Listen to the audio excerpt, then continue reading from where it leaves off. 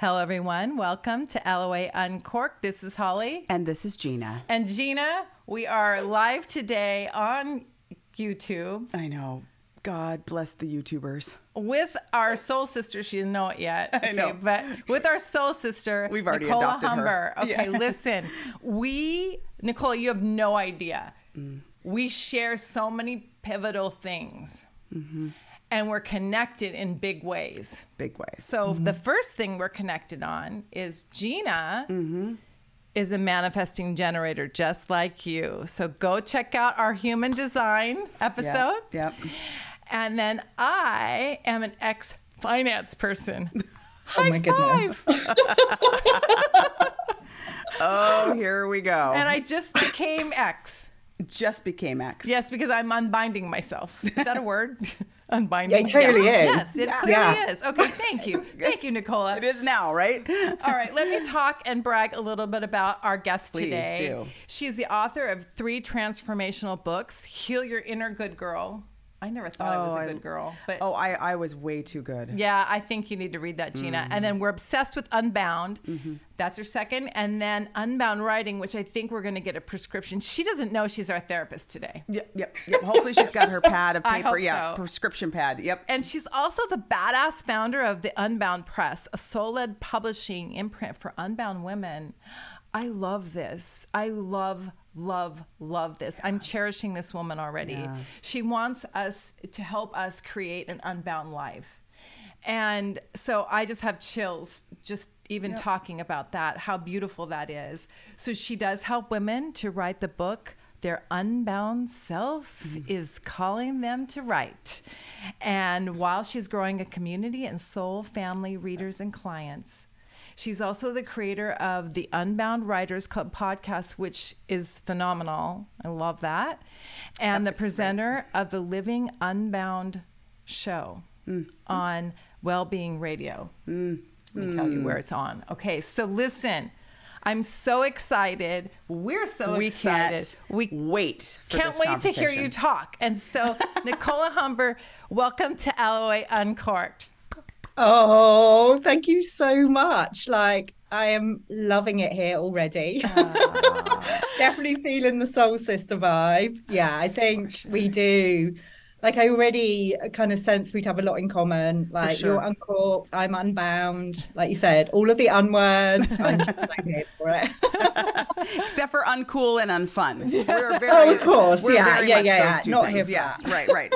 Definitely. Right. Well, thank you so much for being here, Nicola. As Holli said, we were an A-lister guest today, and we were like, gosh, we got new equipment for you. Like we went all in to get ready for Nicola. We were not messing around today. So what we like to do in our podcast is just allow you a quick opportunity to kind of share the highlights of yourself and your story. I think it always grounds, for those that don't know you, grounds the rest of the conversation as we continue this live chat today. So if you don't mind, can you kind of share a little bit about yourself for our audience to hear?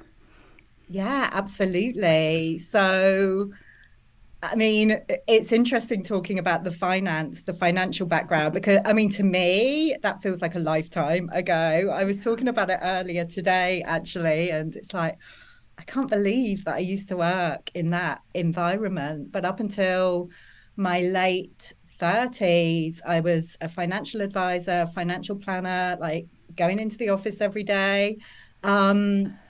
But always knew that there was something else I was meant to be doing. It's like I followed what I would call the good girl path, like for most of my life up until my late 30s, like doing what I thought was expected of me, getting a good degree, getting a proper job, and, doing all of those things. And what I would call my unbound self was like calling to me, like, no, like there's something else that you're meant to be doing. And it was back in 2008 when I made the decision to leave my job in finance, like I think it was right at the beginning or in the midst of like the financial crash, in 2008, 2009. And decided to retrain as a coach and a hypnotherapist initially. And I just thought, yeah, that's it. You know, I'll have a hypnotherapy practice, a coaching practice, and that'll be me. That'll be me all set. But actually, it was just the beginning of this journey. What I would call like walking the unbound path, like finding out who I truly am, becoming my fullest, freest self, and holding space for other women to do the same. And you know, that led to me writing my first book, Heal You're in a Good Girl, then on to Unbound writing, and starting a publishing company, which I never expected to do. Like, it definitely wasn't part of the plan. So, but that's what the Unbound path is all about, is, you know, just following those breadcrumbs of inspiration to like I really feel now this is my soul work and this is what I'm meant to be doing in the world.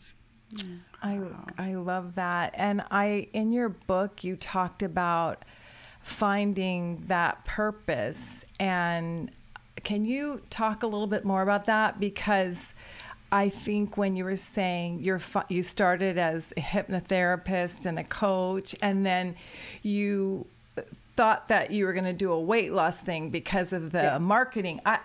We've experienced the same thing. It's like, well, you should do this because it will make money. And we're like, oh, I'm not sure, And can you talk about like really that path? And are you still on that path of unbinding?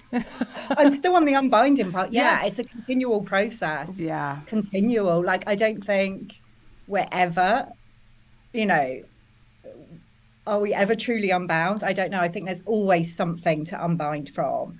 And, what you were talking about there, it was particularly when I first started to take my business online. Like, I had an in-person hypnotherapy and coaching practice. And when I started to move into the online space, and this was back in about 2013, people were like, you've got to have a niche and you've got to focus on, what most people want. And most people were coming to me, were women who wanted to lose weight. And that's why they were coming for hypnotherapy. What I was really interested in was like the self-love piece. Yeah, and for a lot of them, what I recognized was they weren't kind of expressing their true selves. They were kind of stuffing it all down, like, doing what they felt they should. I was interested in what was underneath, kind of the weight loss piece. But all of the advice that I received was just like, no, that's your niche. Like, make it really simple, focus on that. But my heart just wasn't in it at all. It didn't feel aligned. So, it did okay, but it wasn't, it wasn't taking off. And so I just felt really, I don't know, I never felt really comfortable sharing about that work and talking about it because it didn't feel aligned to me. So I was trying to fit myself into this box, which wasn't for me.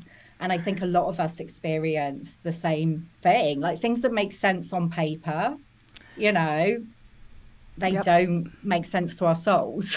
Yeah. Well, we've been talking a lot about, weight loss and overall, I think part of the whole law of attraction is kind of the intentfulness by which you're living. And a byproduct of that is, how do I want to present in the world? What do I want to, how do I want to be? And one of the things that we have talked a lot about on the podcast is, what's kind of the alchemy of happiness and weight loss, and are they intertwined? And when we first started this podcast, I was much heavier, and I still have a ways to go in terms of my journey. But the minute I started doing something that felt in alignment, that was challenging to me, that was feeding my soul in a way that things hadn't in a long time, the weight just felt nothing. I didn't do anything different. So I guess as you're talking about the hypnotherapy, it was sort of resonating in terms of, the hypnotherapy is a way to address something, but it doesn't get to the root, right? And so you were going straight to the root. in your unbound way. You went straight to the root and said, forget this hypnotherapy. Let's get right to the problem, right? Yeah, I mean, and you can do that through hypnotherapy. Sure. Like the kind of like hypnosis that I was doing was, it was like really it was deep diving. It wasn't just, okay, well, let's just kind of do some surface level stuff. But yeah, I can't help but go to the root. And it's the same with the book writing process. When I'm holding space for women to write their books, like what I'm really interested in, like obviously I want them to write an amazing book, but it's the kind of transformational journey that we get to go on as we write our books. That's the piece that I'm really passionate about as well. I love that. And, when we think about our episode on, we called it the elixir of weight loss, and it's happiness, but which is really being unbound. And I think that your book Unbound goes through those principles. And if you're one of the things that you said, I mean, honestly, let me just say something about your book and shower you with just gratitude. And let me figure out how to say this. It spoke so deep inside of me. Those words coming off the page, that I was traveling from Boston home to see Jeanna, and I was texting her excerpts from the plane. And, and I was like, and the words. And so what I'm going to tell our audience is, one of the things that really spoke to me is you said chronic dissatisfaction. And, amen, sister. Okay, and you don't even realize you're in that chronic dissatisfaction, because there's so many categories it's overwhelming. You don't even want to look at it. And so I feel like I think it was 5 principles, and I couldn't recount them all, but the shadow, holy cow. Okay. And maybe we can talk about that for a few minutes, because that's what I was sending to Jeanna, because I was like, this deep agreement that you say, I mean, you rebranded the shit out of this stuff. I mean, nobody so likes rebranding more than this one over here. I mean, she didn't use the normal shit. Okay. Like the normal words, like she rebranded everything in such a fabulous way. That's another, I mean, I loved it. And I thought deep agreement. It's not like, well, let go, leave your resistance. I mean, we talk about resistance, but it's like deep agreement. Yeah. Can you talk a little bit about please. that? Yeah. And it's kind of what we were talking about before, Jeanna, when you mentioned about like when you stopped trying to lose weight and you just focused on like what is, and like living your purpose. Like when we come into deep agreement with what is, even if it feels uncomfortable, it kind of frees up so much energy, because rather than trying to fight against like what our circumstances are, or being, non-accepting of ourselves and our bodies or whatever it is, we just choose to actually, I'm just going to be with this. I'm going to be in deep agreement. It frees up that energy, and then things start to shift and change on their own. And one of the shadow pieces, Holly, you were talking there about the shadow, like the principle, which is like the alchemy of shadow integration. And an important aspect of that, which I talk about in the book, is in relation to our bodies as well. So those parts of us that in the past, there's parts of our bodies that we've kind of like felt really uncomfortable with, or judged, or felt shame around. It's like, actually, what is the gift in that part of my body? Like, what does it symbolize? And how can I like move into this place of like deep agreement and like celebration of that part of me? Yeah, I love that. So if that resonates with any of our audience members, head on over, get your book, okay, because she has practices in there to help you. But that really spoke to me, because, I've been, and here's the thing, is the one thing that I want to point out that you said that is at first you thought that wasn't spiritual work to help women with weight loss. And then you said, there's nothing more, I don't know how you put this, I'm going to get it wrong, but there's nothing more spiritual than to free up this energy of, you didn't say it like this because I'm going to destroy her words. Lord knows we don't want that. Okay. But you don't have that energy to be free to create a light for other women. And as we shift and become more powerful, we need to let go of this perfection idealism of what we look like. Exactly. And that is really tough to do in this society, particularly with all the, all the things that are happening, which. But I will say, I think if you're doing something that you love, if the focus is on, I'm just talking about the podcast, because this is wickedly uncomfortable for us too, right? I'm less focused on it than I would if I was doing something that I'm wildly unsatisfied with, or the rest of my, or a part of the rest of my regimen that doesn't resonate, I don't align as fully. Completely. I mean, I've noticed it in myself as well. I'm so much more comfortable. When I worked in finance, I would go into the office, like I dyed my hair, had dark hair. I would always straighten it, wearing my suit, like made up. I would never go into the office without makeup because, that was a mask that I was wearing and I was trying to fit in. And the more I've moved into being fully expressed, expressing who I am, doing the work that I love. It's not that I don't care about how I look, but sure. I just, I love the way I look now, with my silver hair, natural. I, wear very little makeup, I wear exactly what I want and it feels amazing. But if I was trying to, do something that didn't feel aligned to me, I don't think I would feel so comfortable to show up as I am. So it really does. It makes a difference on so many levels when we give ourselves permission to unbind from these ideas about who and how we should be. Oh, so the process from, you in that finance role and the good girl, and then moving towards, your more authentic, true alignment, the unbinding process. Can you talk a little bit about that?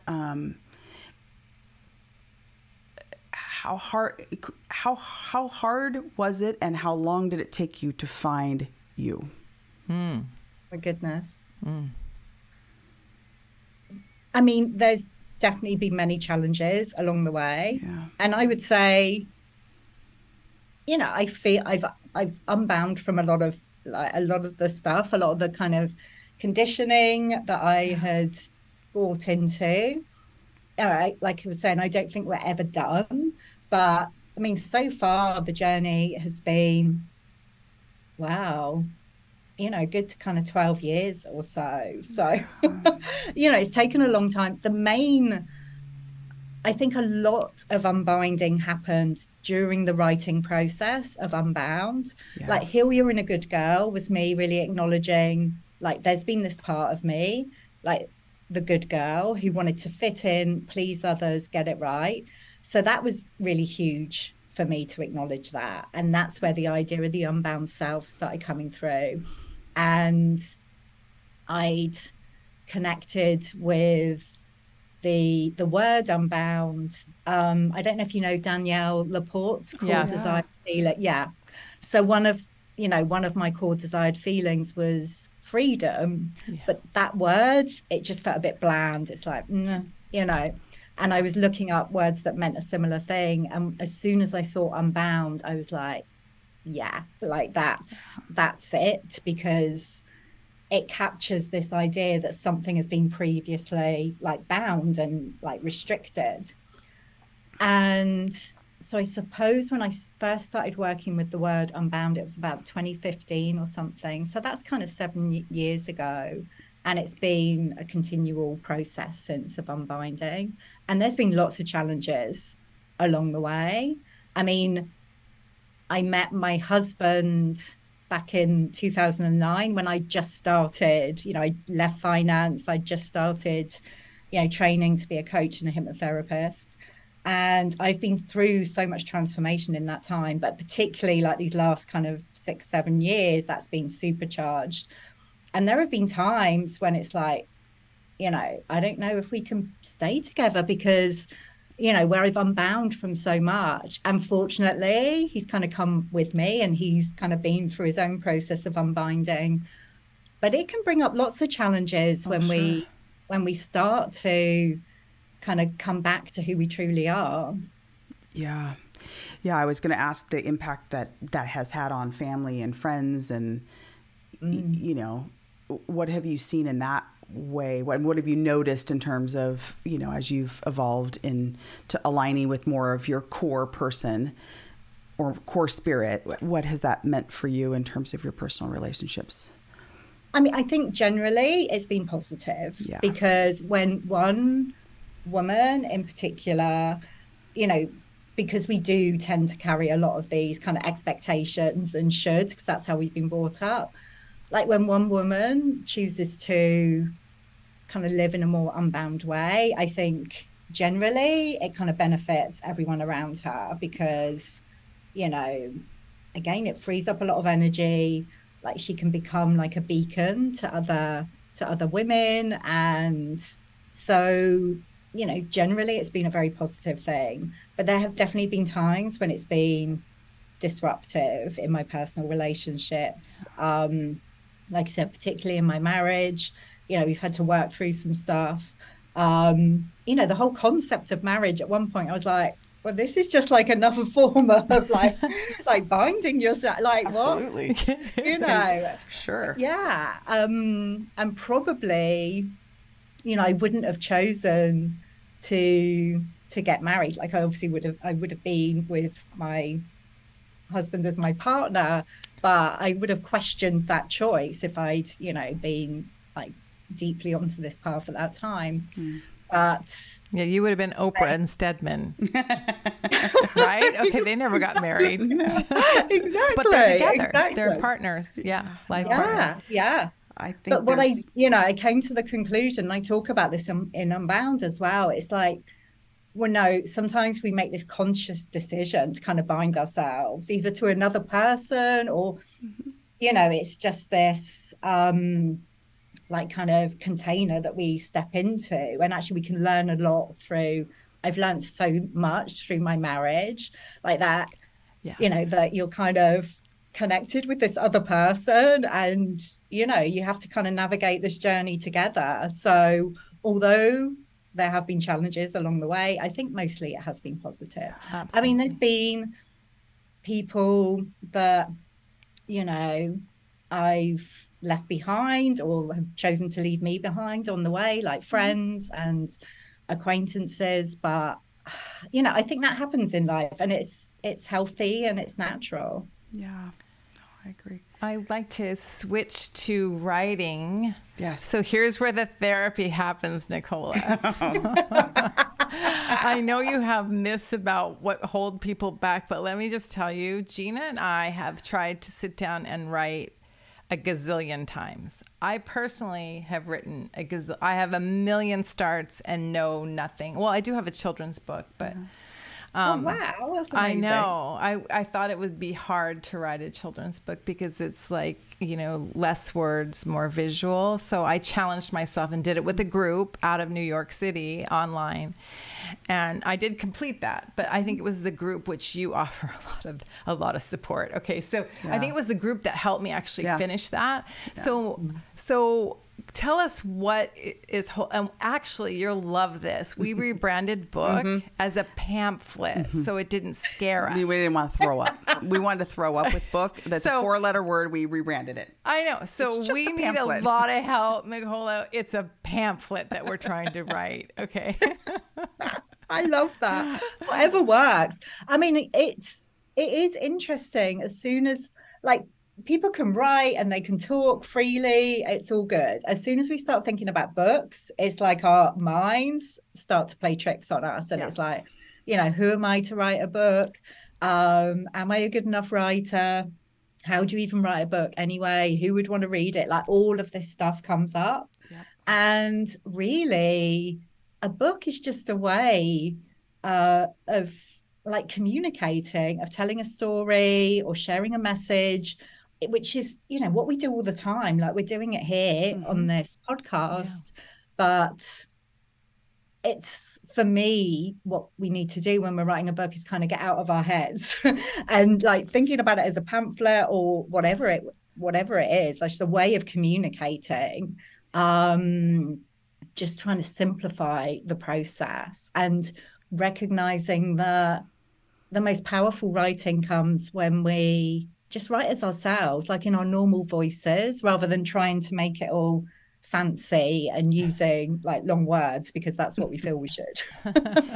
Well, I do think, and you know, I think this is why podcasts have been so wildly popular, is that, you know, although we all talk about similar things and we have similar guests and, you know, sometimes the same guests on different shows, the conversation is never the same because the individual voices that by which you're having the conversation, which is why I think, you know, our voices in a pamphlet would be just as important as someone else's because it's going to resonate for certain people. If it's meant to come to the world, it's going to resonate for certain people that it's supposed to resonate for, and maybe not for others that maybe is void in other books or pamphlets. So I just love that you're calling it a pamphlet. I kind of went to flyer because pamphlet's a big word. Flyer, like Trader Joe's. Well, you might not know that, but we went to flyer and then we graduated from flyer to pamphlet. Yes. And then it was like, then we can't seem to hone in on exactly what we want to talk about because we just haven't been able to find that self and that through line that's important, right? Is it that you should write about the thing that has been hardest for you, kind of like you did to heal the good girl? Because you know, one of the areas that we were talking about, and then two people writing from their perspective, but we were going to have two voices in the book. You know, we were going to talk about, like, and I think in your Unbound book you talk about this too, is we're so disconnected from our body. Our society is disconnected. And, you know, Jeanna would talk about, like, my head doesn't feel connected. I'm like, what are you talking about? But it's then like I would, floating around. But then I know, floating around. And then I would ask her, I would be like, well, Jeanna, and if we leave a meeting, because we were corporate executives and worked together, and we'd leave a meeting, I go, why do I feel so shitty? Okay. And I go, do I feel shitty or do I feel something else? How do I feel, Jeanna? Like she can tell me. What was that? And she probably could tell me because we know each other well enough, but I should know on my own, my feelings. So, I mean, that's a thing that you talk about in your book too, is, you know, being in your body. Yeah, absolutely. And there's a couple of things that I want to speak to there. The first is, you know, you spoke there about how a lot of us are talking and maybe writing about similar things. And it's like, oh, well, you know, is there any point in kind of writing another book about this, or a pamphlet or a flyer or whatever it is?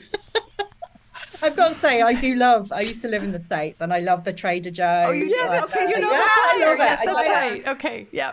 They do a good job with the flyer. We will do a good job with our flyer also. I get that reference. Good.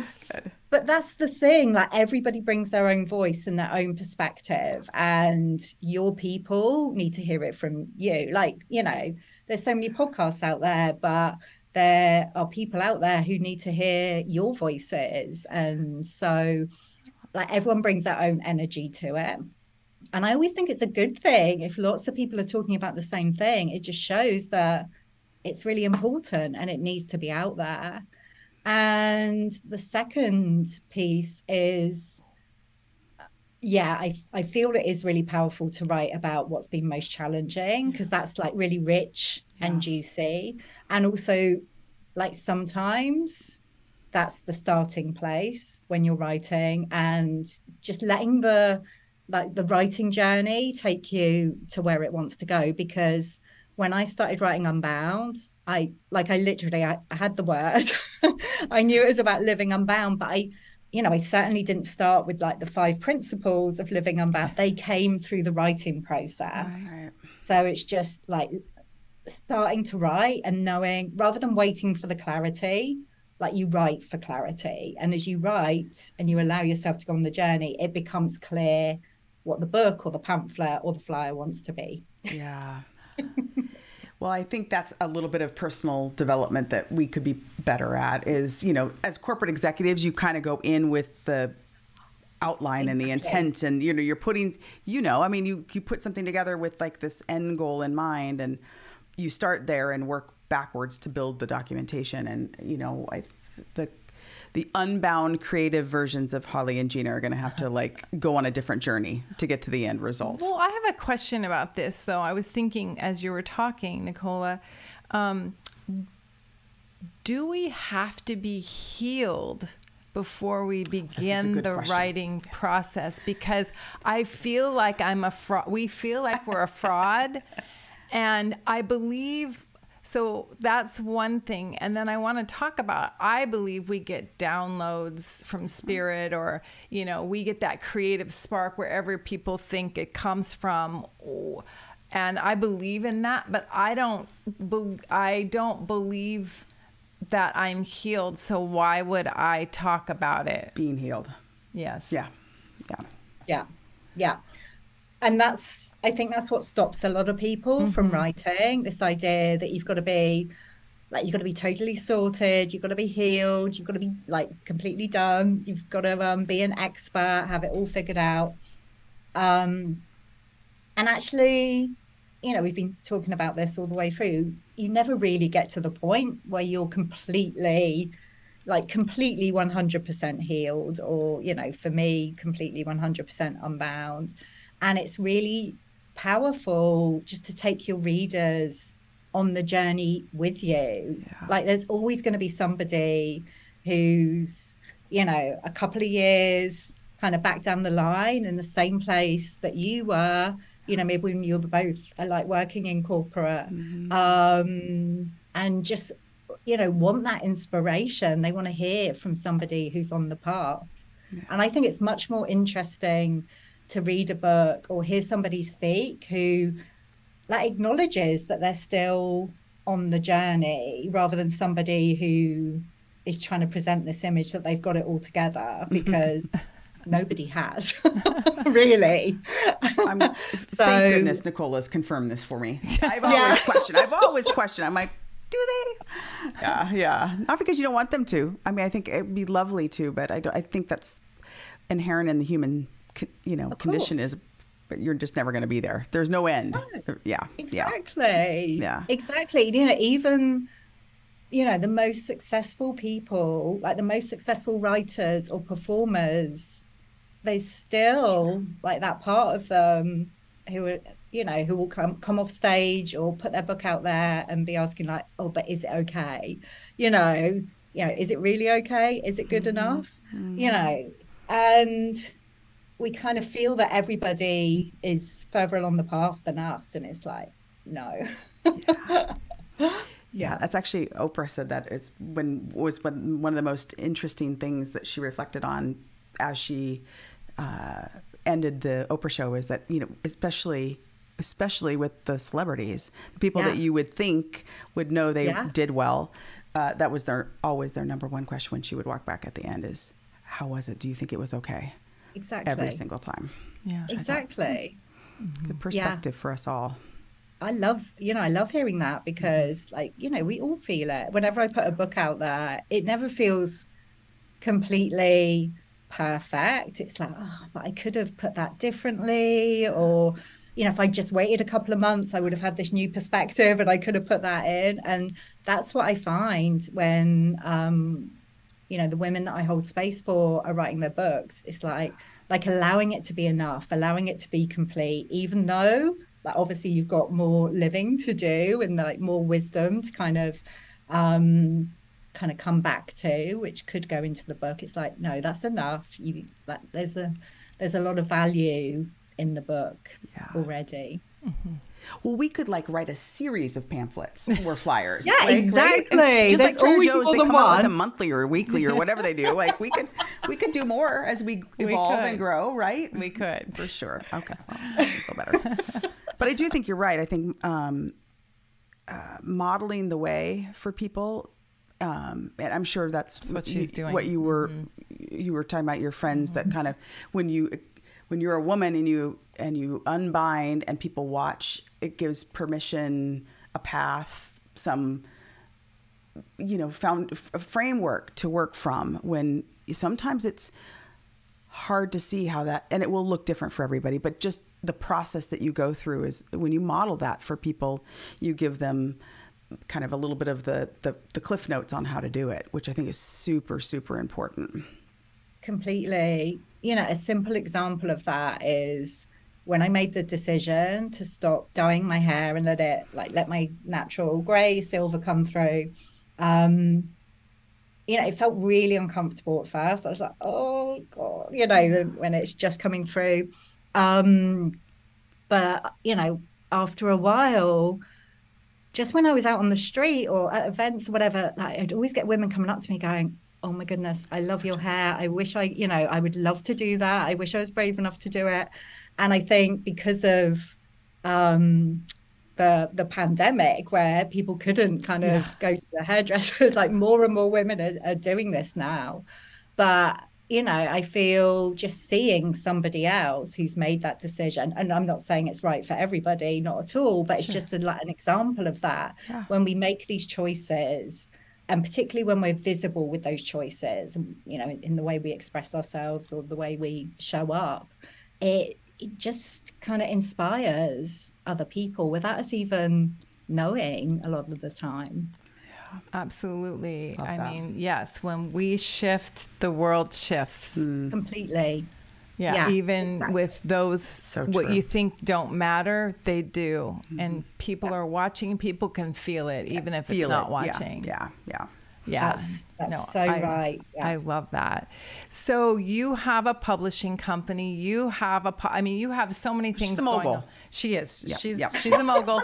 I like that. I know. It's a mogul with an M, capital M on the mogul. Let's just call it what it is. It is. She's a mogul. I know. So Nicola the mogul. I almost got that wrong. So how are you helping people today? You've got a podcast, you've got listen people. She's got so many free things on her website that can help you unbind yourself and write your beautiful book. And we'll definitely put all that in the show notes. Absolutely. For folks. Yep. And so what are you doing with your time helping women right now? Yeah. It's all about the writing. Holding space for women to write their books and publish their books with the Unbound Press. And, I'm not alone in that. I've got an amazing team at the Unbound Press as well. Just helping women to write and publish their books in a way where they do get to express themselves fully. And through the publishing process, they really have that space held for them. I always say, the team at the Unbound Press, all of them are amazing at what they do, whether it's editing, design, but they're all incredible space holders as well, because it's an emotional journey when you're writing a book, especially when you're bearing your soul, telling your story. You've spoken about how vulnerable it can feel. Yeah, very much so. So just having somebody there who gets it and is really holding space for that, for me, that's a really important part of the process. It's not just about the kind of nuts and bolts of publishing. It's the spiritual side of it and the emotional side of it and the transformational process that we go through. So that's I've been saying all the way through, that's the part that I'm really passionate about. She's a spiritual cheerleader. I know. And a mogul. And a mogul. Well, and we've talked a lot about this just privately with people who podcast and then who know us, and then also on the podcast we've talked about it a few times. But I think I can't imagine doing a podcast or doing this kind of work, whether it's writing a pamphlet, doing a podcast, you know, all of these sorts of things where there's just a great deal of vulnerability and exposure without someone like Holli, who I feel she holds the space for me. I work hard and hold the space for her, and we're so very different, and yet we're aligned on the core tenets and philosophies in life. And she gives me permission to be who I am and show up how I am and bring what I bring. And I know what gifts and talents and hype and rebranding skills she brings to the table. And I just can't. So for writers who don't have that beautiful gift, that's what your team offers, right? Which I'm telling you, I wouldn't be who I am without her. There's no way. The work would not be the same without her. I love that. I can feel it. You know, it makes me feel quite emotional because, you know, me too. We don't have to do this on our own, you know, and that's something really important that I've learned since I've been on this path is, you know, I always thought, you know, I should be able to do it on my own. It was a weakness to have to kind of have anybody else's support. That's another kind of good girl story. And the community that's grown, like not just the team, but the community of authors and, you know, other Unbound writers who are in the process of writing their books.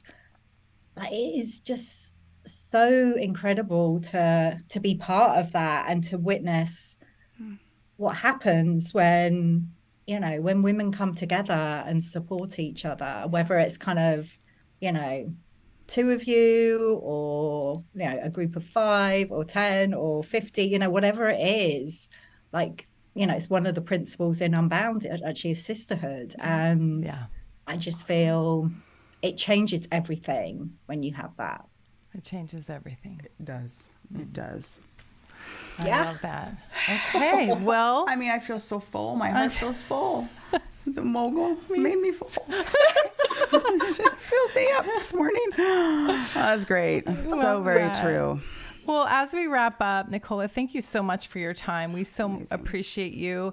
And is there any advice or anything that you want to leave with our listeners who are trying to write? And she's probably speaking to us too, Jeanna.